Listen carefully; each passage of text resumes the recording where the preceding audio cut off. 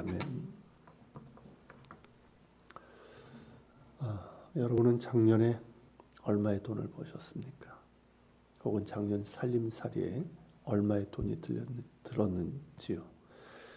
한번 그 금액을 생각해 보시길 바랍니다. 그리고 이런 상상을 해 보십시오.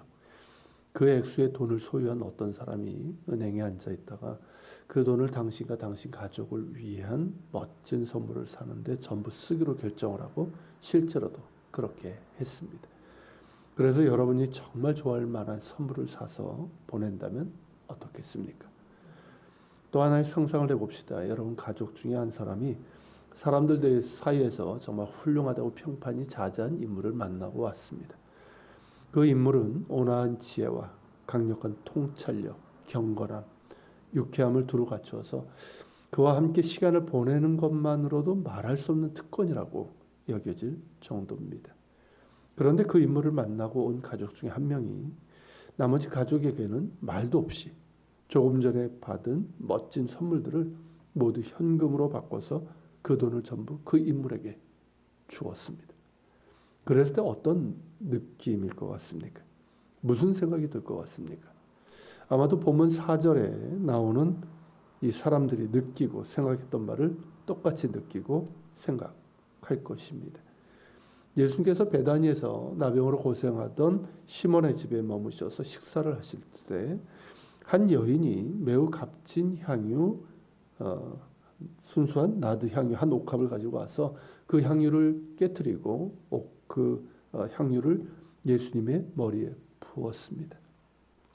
그러자 이를 본 사람들은 화를 내면서 300데나리온의 가치를 가진 이 향유를 왜 이따위로 허비했냐고 야단을 쳤습니다.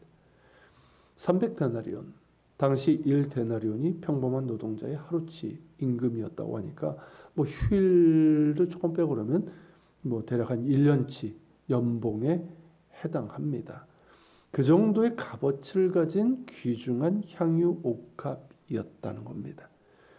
게다가 베다니는 그 이름 뜻이 가난한 동네, 가난한 자들의 집이란 뜻입니다.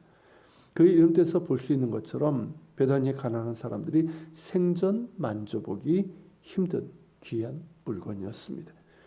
그래서 학자들은 이 여인의 어머니가 딸의 결혼 자금이나 유산으로 물려준 것으로 이 여인의 거의 전 재산이었던 것으로 보고 있습니다. 그리고 마가복음에는 그 이름이 나오지 않고 있지만 요한복음 11장에 따르면 이 여인은 마리아로 나옵니다. 나사로와 마르다의 여동생인 바로 그 마리아입니다. 그렇다면 이 여인, 곧 마리아가 왜 이런 행동을 했는지 알 수 있습니다.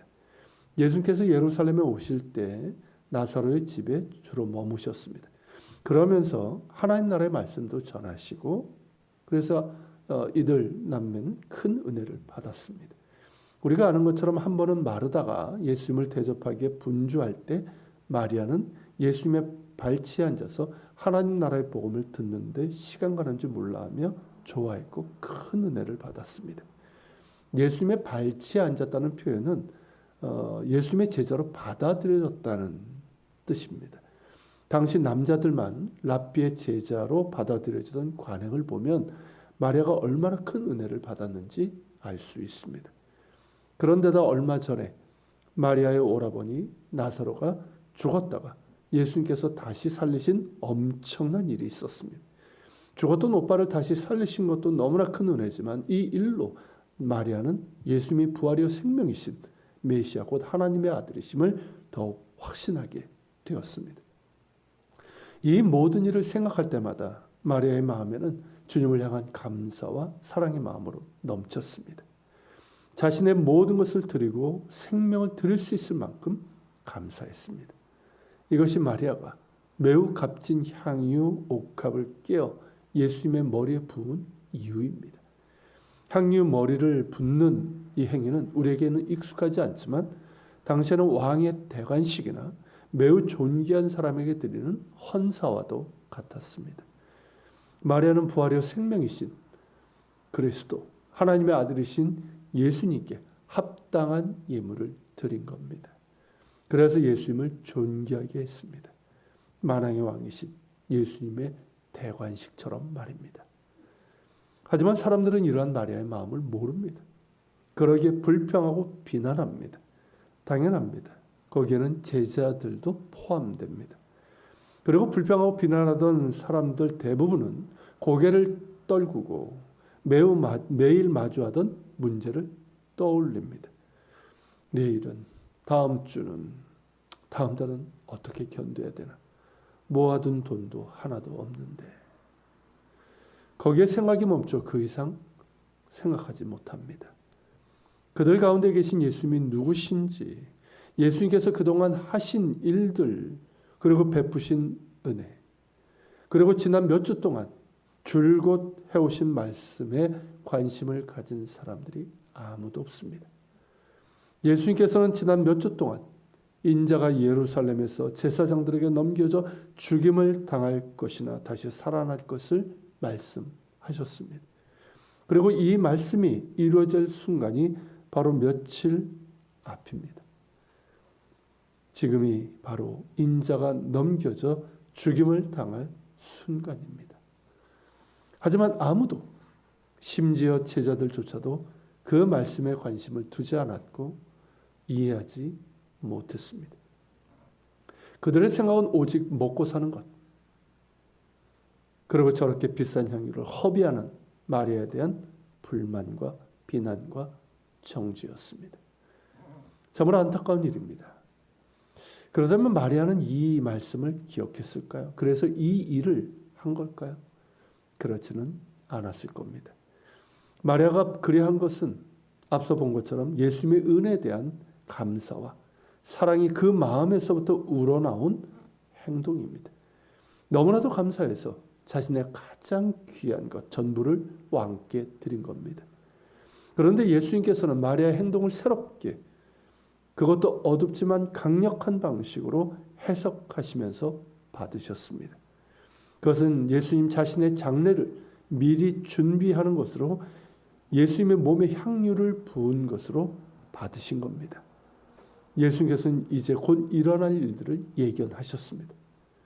제자들에게 말씀하신 대로 며칠 지나지 않아 체포되어 고문을 당하고 끔찍한 죽임을 당할 것이며 안식일을 앞두고 있기에 신속하게 장사될 것입니다. 본래대로 하면 죽은 자의 몸에 염을 하는 절차가 있지만 그것을 지킬 만한 여유가 없을 것입니다. 그래서 미리 향유를 부은 것이고 이 여인은 알지 못했으나 예수님의 장례를 준비한 것입니다. 이에 대해서도 이 제자들은 제대로 이해하지 못했지만 예수님은 한 걸음 더 나아가 자신의 죽음 그 너머를 바라보시면서 말씀하셨습니다. 온 천하에 어디서든지 복음이 전파되는 곳에는 이 여자가 행한 일도 말하여 그를 기억하리라 말씀하신 겁니다. 여기서 복음은 예수님이 우리의 죄를 지시고 십자가에 달려 죽으시고 부활하셨으며 그분이 바로 이스라엘의 왕이시며 이 세상의 왕이라는 메시지입니다.